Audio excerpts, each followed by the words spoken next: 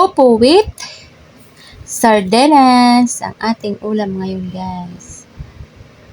Lunchtime po tayo. Sardinas na may opo. Sarap, sarap, sarap, sarap. Rapsa.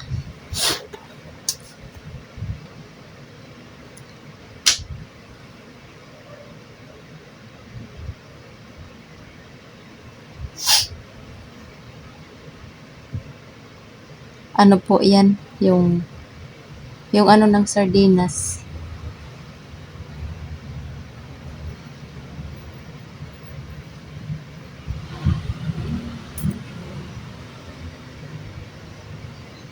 Mas gusto ko yung sahog sardinas kaysa karne.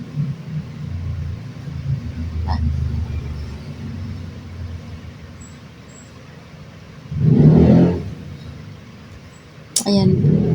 Ng ano ng sardinas. Yung ano gani ng sardinas. Yung tag nito eh. Tag nito. Basta yung ano ng sardinas.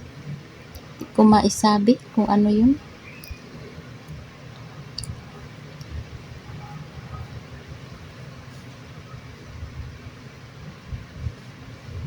Sarap kaya kumain ng ano. Wag gulay ang ulam mo. Sarap kumain kaysa masarap din naman kapag karne, pero mas masarap pa rin kumain kapag ano gulay, kasi ang gulay is ano parang hindi siya nakakasawa. Kainin ba? Kahit araw-araw ka gayud magulay ba? Hindi nakakasawa. Kaya marami ka man pagpipilian sa gulay. Pwede ka sitaw, kalabasa, kundol, upo, patola, ganun. Kangkong. Marami kang mapagpilian na gulay. Ang karne kasi, iisa lang yung karne. Ay tatlo pa ang karne. May baka, manok, baboy, karneng ano, o diba?